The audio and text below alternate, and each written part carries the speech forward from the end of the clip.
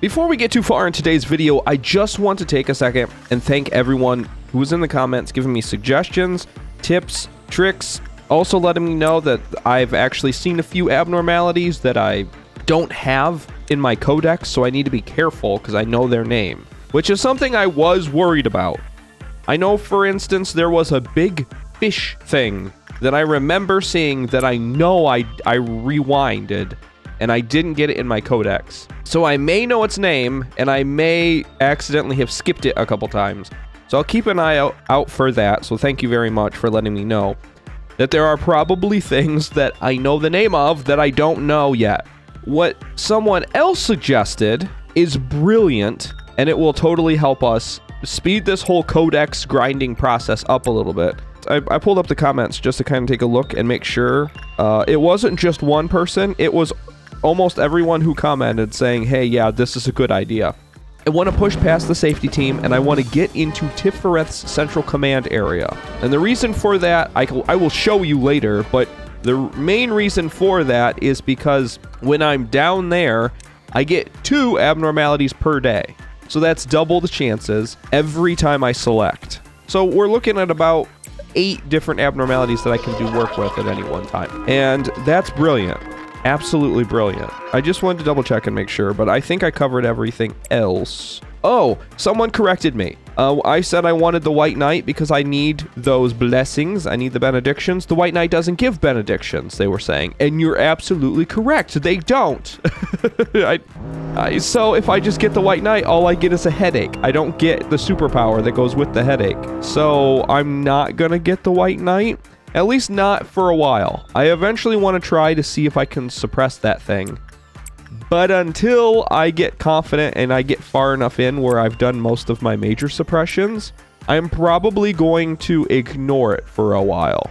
And toward that end, I have just been grinding everyone's level. I've been grinding up gifts. I've been grinding up all of the different repression and fortitude work. Basically, any work I can just do in order to raise their stats, boost them up a little bit, without having to buy it with lobotomy points, I've been doing. And so far, so good. It's been working pretty well. I've been able to max out one whole department, if not like a couple departments so far. And I should be able to fairly quickly kind of move my way into Tifereth's area as long as I get a halfway decent couple abnormalities in my departments. And toward that end, I decided to pick up Laetitia. Not only is she absolutely adorable and has probably one of the greatest songs of all of the abnormalities, I think, in the entire game. I love that eerie little music box. But also, she has a pretty decent, fast-hitting, long-range, black damage weapon, which matches the Hornet's weapon, except it's a he, so it's not great. And on top of that, her outfit for being a he is really good. So, besides the fact that only one person can do work with her at any one time, and they have to do work with her, otherwise they go nuts, she's not escaping, which is good. So when I get to the point where I'm fighting the Arbiter, I'm not gonna have to worry about her getting out. The more non-escaping entities I can get that don't have like crazy drawbacks, the better. Now I do want to make sure I can get to her, so I'm gonna have to have someone assigned to her at all times. But I'm thinking by the time I get to the Arbiter, my game plan will be something along the lines of the entire top section will basically be managed by the central areas.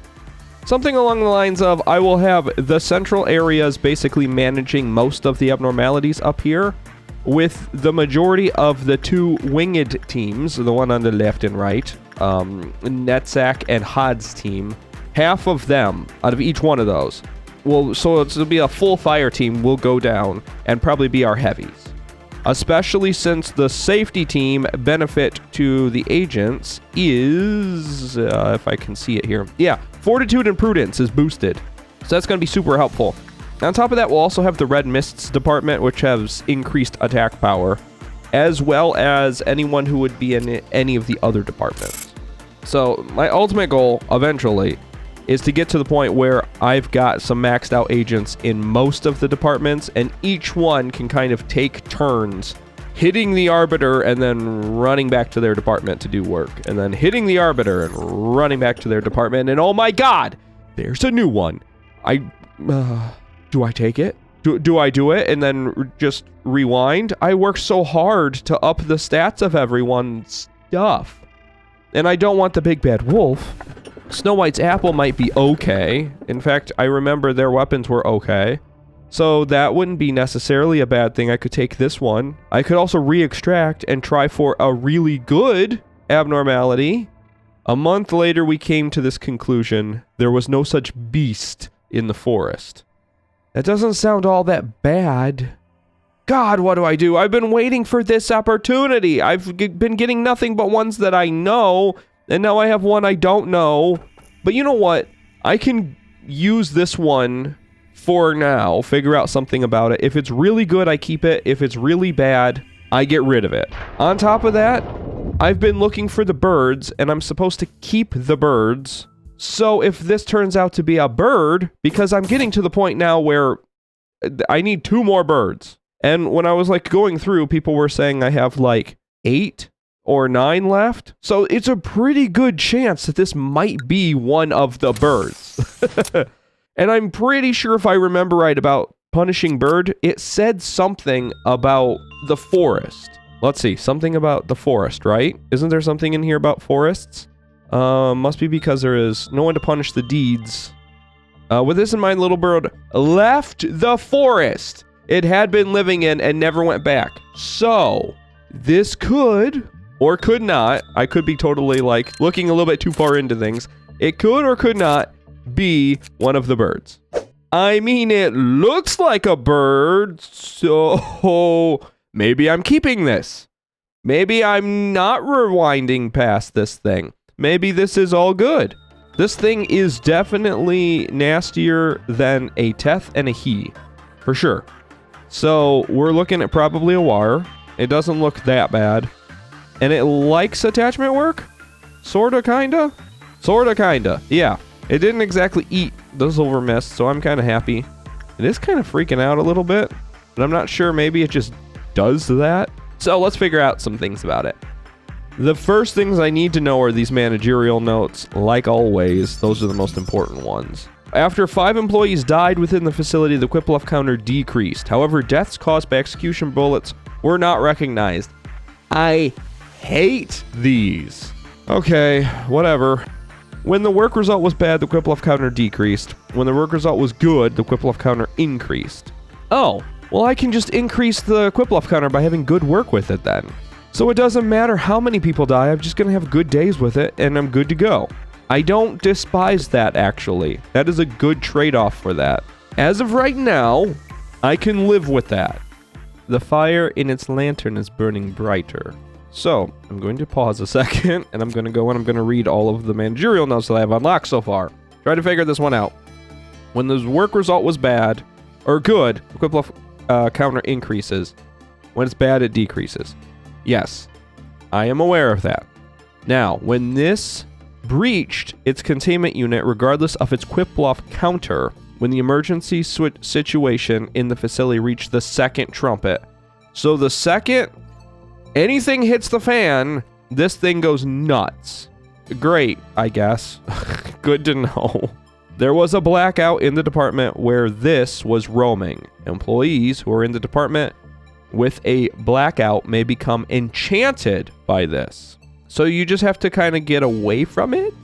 Enchanted targets receive less damage. However, after a certain amount of time had passed, those targets made their way to where this thing was and died from its attack.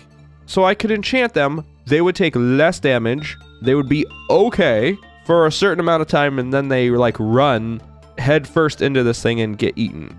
Enchanted employees were freed from their trance as soon as they were out of the department that suffered from the blackout. So yes, you run away from it. The second this thing is out, you just kind of run from it. Well, how do I suppress it then? So it says a certain amount of time. So I'm guessing that this is one of those that you kind of fight on the edge of your department. So like, let's say, you know, this is the edge of the department. It's because it's between them. So I fight it here, and then I run half of my peoples this way, and I have a new group here, and I run those half in. And I kind of just go back and forth that way. And eventually, it will die. That's what I'm getting from this so far. Again, I hope to never have to fight this thing, but I have a sneaky suspicion that this is one of the birds. So I'm going to be keeping it, which means I will have to fight this thing, which means that this is going to be real obnoxious real fast with this thing, because obviously it seems to be a bit of a pain, because when things get out and the trumpets sound, you know, if there's any deaths, then I also have to worry about that bird getting out and causing all sorts of mayhem. So I was completely right. Attachment work is the best work to do with this thing. Well, that and instinct work. I think it's pretty much even. So I guess I can't say one is best, but I like the attachment work because that's one thing I'm missing out of our facility. And it seems like this whole department is just attachment. So it's easy to remember that. But on top of that, I finally have enough boxes. I can learn a few things about this. Like the fact that it is Big Bird. It's a wow. So that's great. But since it's Big Bird, that means I get to keep it. Which means that all the hard work for me leveling people up has sort of kind of paid off. It is kind of nasty. I don't particularly love having it, but at the same time, I don't necessarily think it's all that bad. It also has HP up, success rate, and work speed up, so that's good. That is actually pretty decent. Now, the one thing that could make this better, which could save this for me, besides the fact that I can up its Quiplov counter whenever I choose, which is awesome, is its weapon and its suit. Its weapon is slow, medium ranged. Black damage for a war at slow, medium range is pretty decent. That's not bad. Oh my god, the suit is amazing. Dark damage, it basically eats. And then we have white damage and red damage. So all of these stats are on par for all of the other wars. But that dark damage resistance is so good. This is definitely probably one of my better bets for a war in the facility. Especially since I can increase that Quiplov counter. Now, it will endure dark damage, and but it's super weak to white damage. And the majority of my heavy hitting, like long range weapons, is white damage. That's army, that is blue star. I'll eventually kit people out with that just for the sake of Big Bird. And then when this thing goes, which it probably will eventually anyway, no matter what, then I will definitely have a whole strike team just kitted out for this thing. And with that, then I can kind of sort of justify having it. I mean, I don't feel bad about having this thing. I can do work with it. I can enjoy having the Big Bird, and it's one step closer toward having the apocalyptic 3-bird escape thing that I'm supposed to do eventually. I still don't know what that does, and people were saying, hey, just so you know, you don't have to do that. Like, it's not a requirement in order to get 100%. So that's good. I'm glad I don't have to let them out and suppress them for the good 100% end, like good ending. But I still kind of want to see it. My curiosity is piqued enough because there were enough people who suggested, hey, you should do this, it'll be funny, that I kind of want to do it because I think it's going to be funny. The only thing that could make this even better is if by some miracle I am able to get the heart now. If I can put the heart in that one spot, I will be... Yes! Yes, yes, yes, yes, yes! The heart of aspiration! I'm set. I was gonna say I will be set. I will be set to move on to the Tifereth and Tifereth Central Command area, and I am. The heart of aspiration. The one missing piece to this puzzle I needed. These two will carry with me. So I need to be very particular about which one I take. And I don't want any of these three. Redulta's okay. It's not going to be a pain, but it's not strong enough for me to justify having with no real benefit to it. I'm looking for a Dare Freyshoots now or something. Definitely not an army in black and not the Scarecrow. Because if I take army with me, I'm going to run into the same issue I have with the Big Bird, which is when I lose employees, I lose Quiplov counter, and I can't up it like I can with Big Bird. So, instead, what I'm thinking is I'm going to grab Spider Bud. Spider Bud is not a good abnormality, but it's not a bad one. It won't hurt me. I vaguely remember that one. That one's not that bad. I am not taking Singing Machine. I am not taking Schadenfreude. I might take the Nameless Fetus. But what I'm really kind of re-rolling for is the King of Greed. Shy Look is okay. The gift it gives is not ideal. I'm trying to remember what the gift Schadenfreude gives, because obviously the weapons for all of these are not going to be great. Honestly, the lady facing the wall's weapon is good, because I think it does healing, if I remember right. But the problem with it is that I just can't justify having it. Only because of the way it looks, and the fact that I don't want to have to blur an entire section of my facility out every time I... So, instead... No, because Shy Look even has its issues. This is not escape. What am I doing? This is not escaping. I'm taking it. I'm taking Shy Look because I need things that are non-escaping. If I'm going to lock them in, they're going to have to be ones that I can manage, ones that I can send anyone to, even if they have a bad day. This is one that you can send anyone to. They can have a crappy day. You don't get a lot of boxes, but that's okay. I don't need a ton of boxes anymore. I can brute force my way through most of these ordeals. And now I'm going to be getting into the point where I'm going to want to start stacking wars. So the more of those I can find, the better. But only good ones. Now, maybe day 21 has something important. So I'm going to read through this one. Do you believe that occasionally forgotten things could be more beautiful? Oh, this is important. Because we totally forgot about everything that we've done previously. And this is our new self.